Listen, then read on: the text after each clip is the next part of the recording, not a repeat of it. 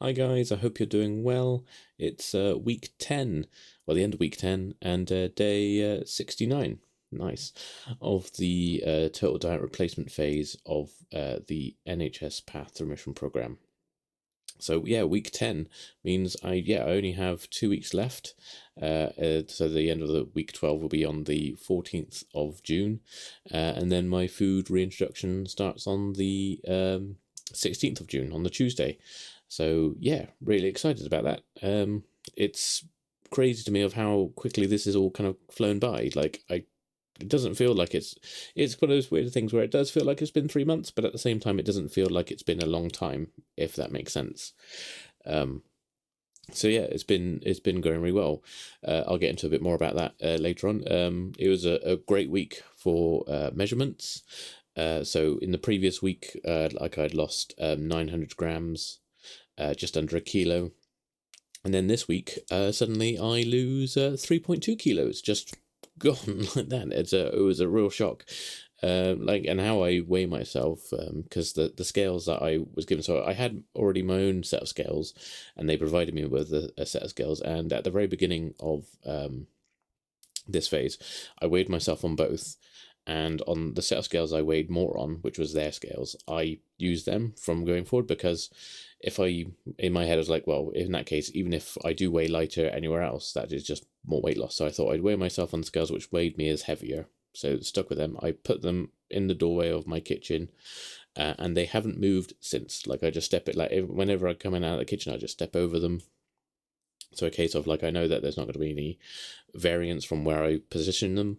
And when I do weigh myself, I weigh myself 3 times. And generally, it'd be a case of whichever weight comes up twice is the weight I choose. There hasn't been a case yet of me weighing myself 3 times. It's been 3 different weights. It's either been I weigh myself the first time, and then on the second and third time, it's the same.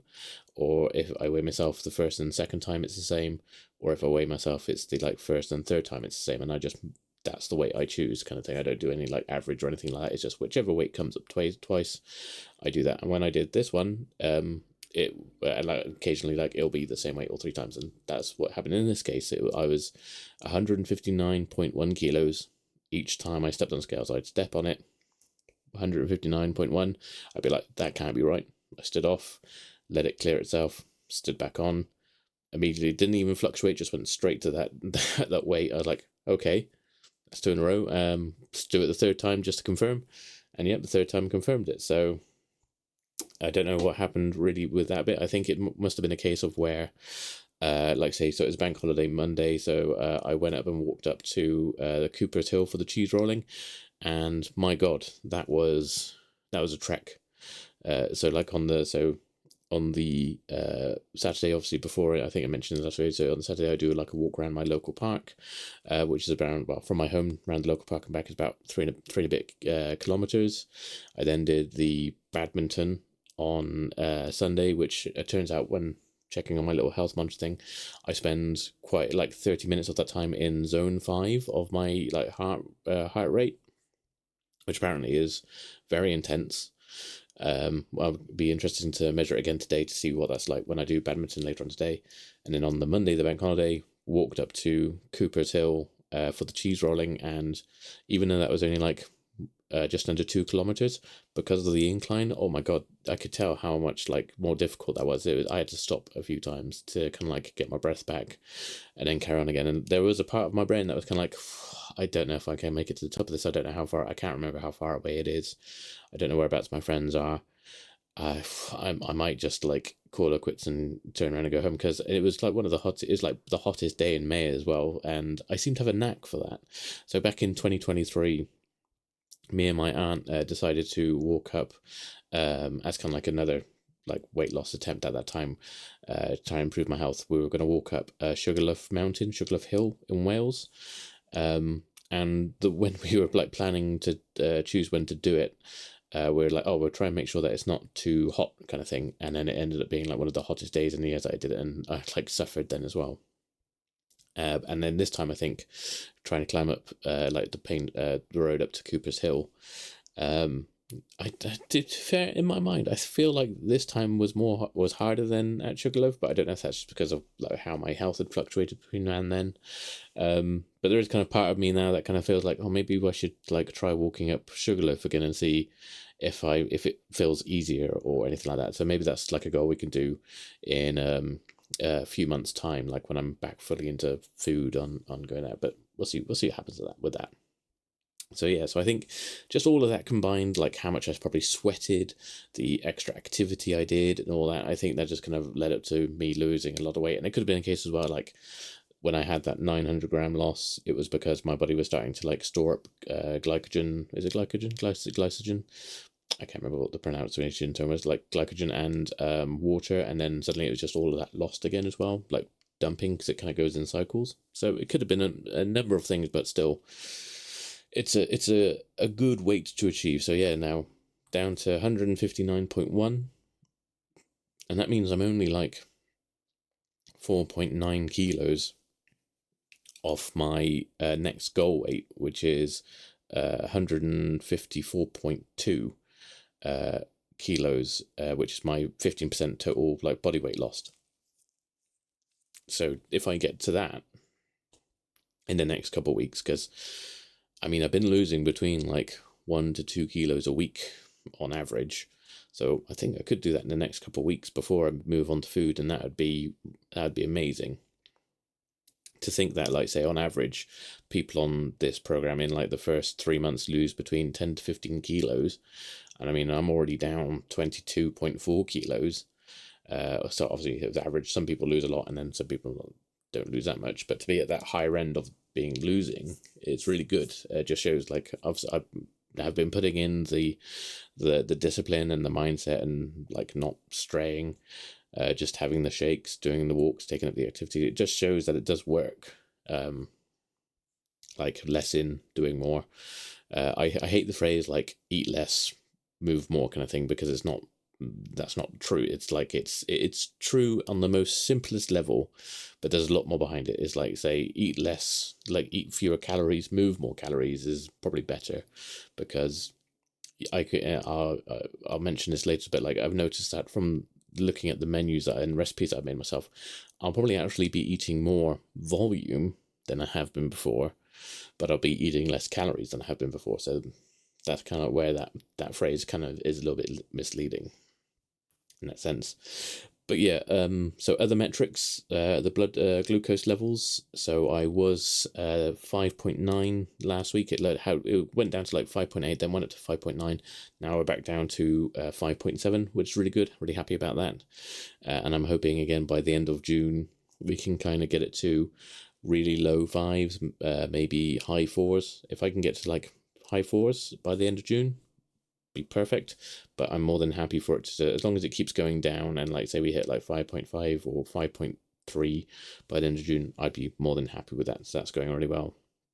And then blood pressure, pretty much kind of like say from after like the first 4 weeks or so, I've kind of now hit into that kind of like 120 over like 70s kind of range. So like say the previous week I believe I was 120 over 76, and then this week I was 121 over 66. So it's still within that kind of like really acceptable range going forward. So again, kind of like green lights across the board. We're all moving in the right direction. Nothing's like out of place. And then today, I saw my mum and stepdad, and we redid the measurements. So like my neck, chest, waist, hips, calves, and all that. And there's been movement on that as well. So my neck is again like about half an inch down. I've lost a couple inches again off my chest. My waist, which is where I kind of measure across my belly button kind of area. So it like at the point where I'm widest is kind of what I've kind of chosen for that. And that is now down. It was, I think, so I started, when I first did it, I think I was like 66, then we dropped down to 63, and now I'm at 61 inches. Where I was a little bit annoyed. I was like, oh, could just get like 60 inches, just down to 60. But again, it's still like inches lost, still going in the right direction. It has made a point of like, whereas my mum was, because I got like an extra long tape, measuring tape, like a tailor's tape, measuring tape.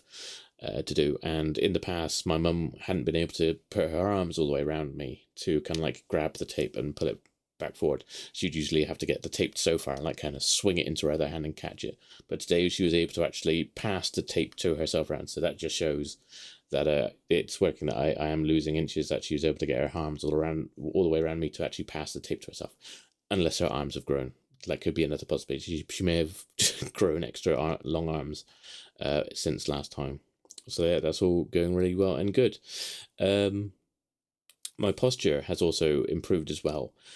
So last time, or either last time or the time before, I posted a picture of my face difference. I did have a picture of me going like side on, which I didn't upload at the time because I couldn't quite work out how to get it onto the frame properly. So I'll hopefully have that sorted now, and I'll pop it up on the screen so you can see, and you'll be able to see that from where I was standing, that like I'm my head's forward, because probably where like the weight is in front of me is like pulling my, like I'm basically like sticking out but leaving my head forward, so there's stress on the back of my neck. But in the next picture, the picture next to it, you'll see that I'm now kind of standing a bit more straight. There's less distance between like the back of my head and like my shoulders. So, and I've been seeing a chiropractor over the last month, like once every couple of weeks, just because as I've been moving a lot more, like muscles have been like going, what the bloody hell's going on, and overworking in certain areas and stuff. So I've been getting some relief from that. And I showed him, and he's like, yeah, that knows exactly what's been happening, is that as you've lost weight off your front and around the sides, you stand up straighter, and then again your muscles will ache again because they're in a position that they're not really used to. So again, that's all still going really well. Still improving on things like my skin's just kind of overall a lot better, I've noticed. So like scars and scabs and stuff, like whenever I used to cut myself, they'd take quite a while to heal, but they seem to be healing a lot better. I've still got like old scars and stuff from where I used to pick and stuff, but they've been healing a lot better. My sleep's been still quite good, even though my little app tells me that I'm still quite a bit restless at times. But it also, like, it links with my phone and records me, but I don't snore, and there's no like signs of like any sleep apnea or anything like that. I just seem to be a bit restless, like I turn in my sleep quite a lot, which is something that I could probably work on and try and change. But mood still really good. I was previously on like antidepressants and things, and I've now kind of come off that now. So really happy about that. I don't need that anymore. Haven't really suffered any side effects from that. What else are we going on with? Just kind of like general motivation as well. Like, so obviously I've been taking my mindset and motivation from doing this and kind of applying it to other parts of my life. So like improving the quality of my home and stuff, doing a lot more like decluttering and cleaning and making it kind of like just feel like a really nice, more homely for myself and stuff like that, instead of just like a place where I was living. So that's been really good as well. So yeah, overall, like generally life is good. So happy about that. So with the call with my coach in the last session, obviously we discussed about moving into food reintroduction. So that starts on the 16th, and it is over a 6-week period. 6 weeks? 13, 14, 15, 16, 17, 18, yeah, 6 weeks. So what will happen is on week 13, when I first start, is we'll be removing one shake and replacing that with a small 400-calorie meal. In the kind of like action plan packet that they give you, they mention about like moving that to a different kind of like time each day throughout the week kind of thing. And for me, I don't think that would be kind of like very sustainable. I'm very much kind of like a routine person, and so if I know straight away that I'm going to say like, oh, I'm just going to take out the shake that I would have at 5 p.m. and replace that with the small dinner meal that I was going to have each day for the week, that would work better for me, rather than saying, oh, like say if I made something for a dinner and only had half of it, and then for the next day had that for lunch instead of the shake kind of thing. Moving it around a bit didn't seem that it would work well for me personally. Might work for someone else, absolutely, but in my personal kind of like opinion and kind of experience of how I operate, I think it would be better if I just cut out one and say dinner shake is removed, I now have dinner kind of thing. Of course, during the 6 weeks, if there's ever a period, like say if I'm going out to see friends, which will most likely be at dinner time, or if there's any other time, like say having like a work lunch or something like that, I could always shift it. So instead of that day I have dinner, I just have the work lunch and then have a shake where I would have dinner instead. So there is that flexibility, but I'd rather just go, I'm taking out the dinner shake and having a small meal for dinner. Then of course in week 14, we will remove 2 shakes and then have 2 meals. And I've decided that in that second week, it'll be okay. So I've already taken out dinner shake and have my small dinner meal. Next one will be breakfast. So I'll remove the shake that I have in the morning and start having a breakfast. And the breakfast I've kind of like designed to have for the workday weeks is kind of like an overnight oats things, but with like Weetabix. So it'll be Weetabix with some 0-fat Greek yogurt mixed with a little scoop of protein powder, some low 0-calorie syrup, and some frozen blueberries or fruit on top kind of thing. And having that as my breakfast. So it has, again, high protein, plenty of fiber, and there's some carbs in there as well, because you need to have that balance to get your energy and satiation, and fats in as well, because they help with like your hormones and stuff like that and your mood, so you need to have those. And then obviously in week 15, the third week, third shake gone, introduce the third meal, which will be the one that's left for me as lunch. So that'll mean that I'll be taking into work a tuna and cucumber like salad, which I've kind of made the recipe for already. Sorry, I've been drinking a lot of Iron Brew because it's a lovely tasty drink and it's a bit gassy. So it's going to be like tuna, cucumber, like bit of onion, some shredded beetroot. There was some other stuff I had in there, so like peas, and it'll be again in like a 0-calorie Greek yogurt and like light mayonnaise mix, for like a sauce. And to be fair, it's going to end up being like quite large because it's very nutrient. It's not calorie. It's the opposite to calorie dense. It's very kind of like light in calories. So it'll be a high volume kind of meal, which I think will be good for lunch because then that'll keep me going throughout the rest of the day. And then after those 3 weeks, the next 3 weeks, so week 16 to 18, will be a case of removing that fourth shake. And in that case, what I'll be doing is either introducing a small snack to make up the calories, because bad point is like they want me to have between 15 to 1800 calories. So I think my meals at the time will be around about 1200 calories, and then so I have an extra 300 to 600 calories to play around with, whether I just increase the size of those meals to meet that requirement, or I introduce like say an evening snack meal or something like that to kind of make that up. I haven't quite decided what I'm going to do with that. I've got a few weeks to work that out. I could alternate. I could increase the size of the meals and then again be even just like a smaller snack, like a handful of nuts or something like that, like almonds or cashews, unsalted of course, but like they're high in like calories but small, just to kind of like top it off. But again, that's something we'll go kind of like work out as we go. And that's like my work meal sort out. For the weekend, it's just going to be a bit more simple in the case of I've found that I can make like a salmon and cheese and egg toasty for breakfast, and then for lunch I can do like my knockoff McMuffin using a turkey burger, cheese and egg kind of thing. So very similar but easy to just grab and go, because I can prep those, and like say as I'm doing my activities at the weekend I can pick them up and do those as well. So that's kind of like my plan, and as I'm describing it, I'll put up the little kind of like info picture thing that I have from the plan showing what that is. And then what I'm assuming is what will happen after that, because I'll still be having my calls with the coach and everything during that time, as I kind of like increase those calories.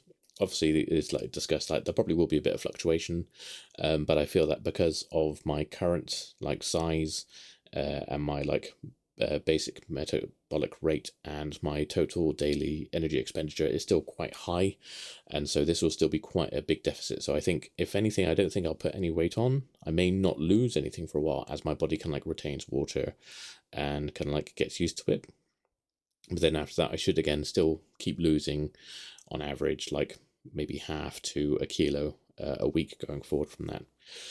And then as that carries on, I think what I would do is kind of like just increase my calorie intake by about 100 to 200 calories each week until I get myself up to a point of where I'm in like a 500 calorie deficit from what my total daily expenditure is. I'll put it up on the screen. So currently, according to my calorie tracking app, my current TDEE, or total daily energy expenditure, is just over 3,000 calories. And that's using like my BMR, so just my basic metabolic maintenance rate, whatever it is, and then the activity level that I've put on top, and I've set that at sedentary because that will give me the lowest like calorie add-on for that. And I'll show up on the screen like you had like sedentary, like light activity, medium, then high activity. And even though I am now doing a lot more kind of like light walks and the badminton, and pretty soon I'm going to start the swimming as well, so I could probably quite rightly say that I'm now light activity. Because that increases my calorie takes, I kind of don't want to do that too much. I kind of want to make sure that I'm still keeping well within a deficit at the moment. As long as I'm still like getting the energy I need and everything like that, and I feel fine, that's where I'd like to keep it. So if my total daily energy expenditure is 3,000 calories, and I want to be in a 500 calorie deficit at minimum, then I'm going to look to increase my calories up by a couple hundred each week until I can reach 2,000 like 500 calories or less, and that will be kind of like my goal to consume each day. To keep myself in that 500 calorie deficit, and that should mean I should still lose between 500 grams to a kilo a week, which I think is a nice steady loss to kind of carry on. Because again, this is more now that we've done the aggressive weight loss in the TDR, we're now trying to build myself up to more kind of like just a healthy, sustainable weight loss and management health like lifestyle. So, and I think that's probably going to be the best way to do it. And I've seen some people as well mention when I was about like going on to food reintroduction. I've had a couple people mention about saying using like say Slimming World and kind of like the recipes they have. And there was another one, I can't remember what the name of the company was now, but there was another company a couple other people reached out to me about. And the thing is, the way that their meal plans and things work, so like with Slimming World, that they use things like SINs. And this other company used something else. I can't remember how described it. I've never heard of them before, but this other kind of like system that they use, I'm not quite sure about what it is. But for me, because I've already started using a calorie tracking app from other people that I've spoken to, and like I was speaking to the coach, it can be a bit confusing because obviously Slimming World don't really use calories, they use SINs, and this other system doesn't use calories, it uses its system. But since I'm already now started working on measuring things in grams and then how many calories that is, it's best if I stick to doing my own recipes and plans and following the calorie tracking and doing it that way, and like not having any food which is labeled all bad as good, just more kind of like moderation of knowing how many calories each I'm consuming, and that I'm consuming less than that I'm expending. Sorry, got hung up on words there. So that's kind of like the plan with that. Was there anything else I need to kind of discuss about? I mentioned the meals.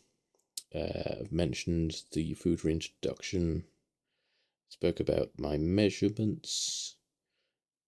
I think that's about it. I think I say I'm genuinely excited to get back into the food. I think I mentioned this a few times before. Like there was a point of where when I was reading about food reintroduction, I was quite nervous about it because there's kind of like that point of where in the TDR phase, it's pretty cut and dry. Like this is what you're allowed. This routine to follow kind of thing. And then obviously the idea of food reintroduction is like, oh, now it's kind of like on me to make sure that what I'm having is all right. And like if there was a kind of like thought, is like if I was going to fail at any point or fall off the wagon, the food reintroduction part would be that. But I feel that now, since I've done so much kind of like research, like following health influencer content creators, building my recipes using like with the assistance of some AI, and then kind of making meal plans and having that all prepared, ready to go, I feel very confident that I can just kind of like switch from shake powders to food, because I'm going to be meal planning / meal prepping. So I don't need to worry about making food at the time. I'll make it like a couple of days before. Like I've already put in my Tesco delivery order for the ingredients I need for the like Chilenaise hybrid that I'm having as my dinner for the first week.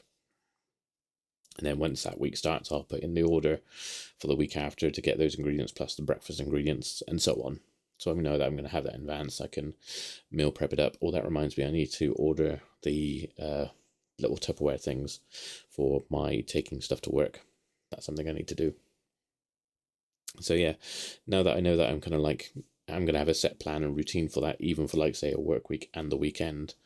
And I now know how, once I get used to like what those meals are calorie wise, I can then work on, like, say, if I do go to social events, or if I decide to treat myself at the end of the week, I know that I can bank up calories by having reduced versions of those meals, and then use those banked calories for a treat day or anything like that.